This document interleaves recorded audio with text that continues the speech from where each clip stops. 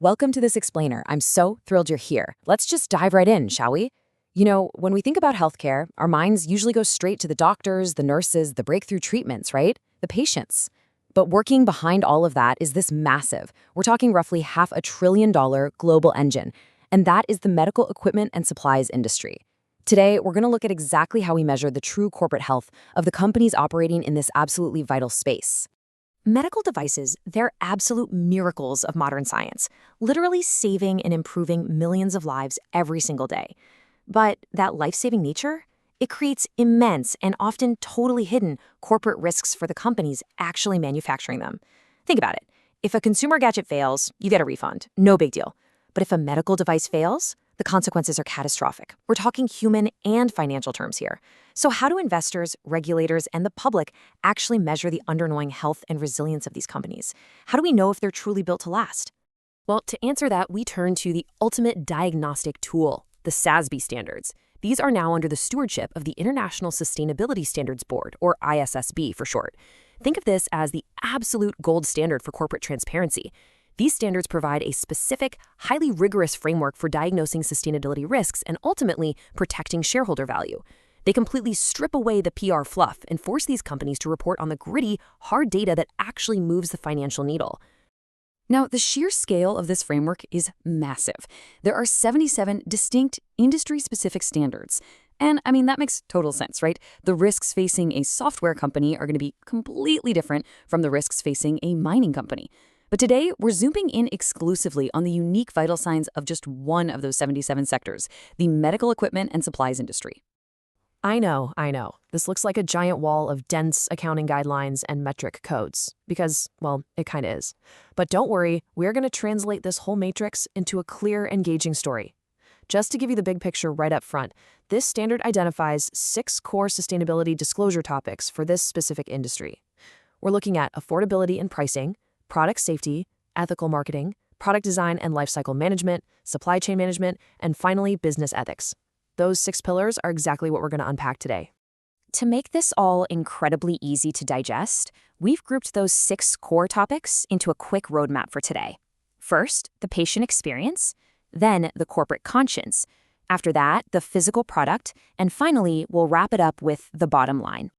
All right, let's start with Section 1, the patient experience, which focuses on affordability and product safety.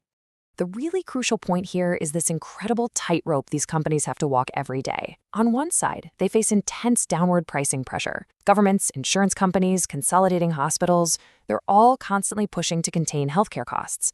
So companies have to navigate this by keeping pricing fair and transparent to expand access and hold on to their market share. But on the exact opposite side of that balancing act is product safety. If you cut corners to save a few bucks, it can lead to equipment failures, manufacturing defects, or design flaws. And the financial fallout of a massive recall or product liability lawsuit, it can literally be catastrophic. It can wipe out years of profit in a flash. And SASB doesn't just ask companies for good intentions here, it demands hard numbers. For affordability, companies have to disclose the annual percentage change in list prices and net prices, which factors in all those hidden rebates and discounts. On the safety side, the metrics are even starker. Companies have to report the exact number of recalls they've issued, the total units recalled, the number of fatalities associated with their products, and any FDA enforcement actions taken in response to manufacturing violations. So it's raw, unfiltered data on real patient impact. Moving on to Section 2, the corporate conscience, where we diagnose ethical marketing and business ethics. This section looks at 2 very distinct sides of corporate integrity. First up, how a company talks to the public. That's ethical marketing. This includes direct-to-consumer ads and the claims they make about what their devices can actually do. Second is how a company operates behind closed doors, anti-corruption, and business ethics. This is all about how sales reps and executives interact with healthcare professionals, doctors, and purchasing managers. Both of these areas are heavily regulated, and stepping out of line in either one can severely damage a company's reputation, not to mention its bank account. Which brings us to a massively important concept, off-label promotion. Basically, this is when a company markets a medical product for an unapproved use. Now, to be clear, doctors can legally prescribe devices off-label if they think it's the best thing for their patient. But companies absolutely cannot market them that way. Doing so has historically led to astronomical fines. We are talking settlements reaching into the billions of dollars in this industry alone. So SASB requires companies to strictly define this in their code of ethics and actually prove they have the internal audits and training in place to stop it from happening. To enforce this corporate conscience, transparency requires disclosing actual, realized damage. We're not just talking about a slap on the wrist or some legal fees here. We are looking at actual fines and settlements tied directly to false marketing claims, bribery, or corruption. Plus, they have to detail their exact rules for interacting with doctors, right down to who's paying for lunch, who's paying for entertainment or training sessions. It's all about ensuring there is zero improper influence. All right, entering our third pillar now, the physical product, focusing on its life cycle and the supply chain. Medical equipment companies are facing some serious mounting pressure from both consumers and regulators regarding the physical footprint of their products. And it's really a two-front battle. First, you've got to manage the environmental design and what actually happens at the end of life of a device. Can it be recycled? Is it toxic? Second, they have to maintain absolute traceability across a vast, complex, and usually global supply chain.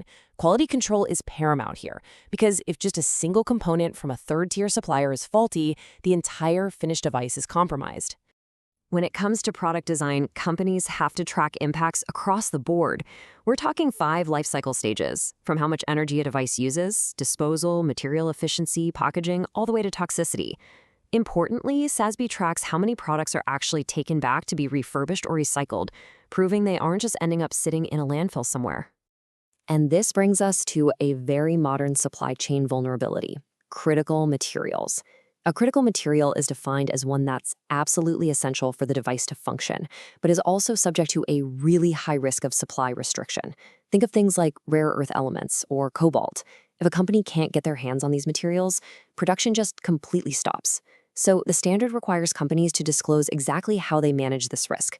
Are they diversifying their suppliers, stockpiling materials, or maybe investing heavily in research to find substitutes? We need to know. Tracking those materials requires incredible precision at every single step, from raw material sourcing to production, delivery to the healthcare provider, retail and wholesale, and all the transportation logistics in between. This often involves advanced tech like chain of custody audits, barcodes, and RFID tags. Because a failure to trace a product back to its source quickly during a safety issue, that can turn a minor localized recall into a devastating global crisis. Finally, Section 4, the bottom line: protecting value. The crucial takeaway from all of this is that these 6 SASB topics, affordability, product safety, ethical marketing, lifecycle management, supply chain, and business ethics, they are not just feel-good metrics. They really aren't just PR exercises. They are hard, quantifiable indicators of a company's ability to manage existential risks.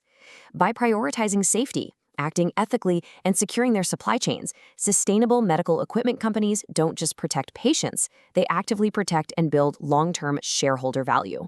So I want to leave you with this final kind of provocative thought. We literally entrust our lives to the products these companies create.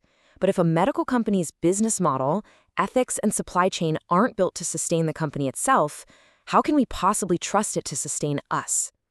Understanding these corporate vital signs really changes exactly how we view the healthcare industry. Thank you so much for joining me for this explainer. Keep questioning, keep learning, and I'll see you next time.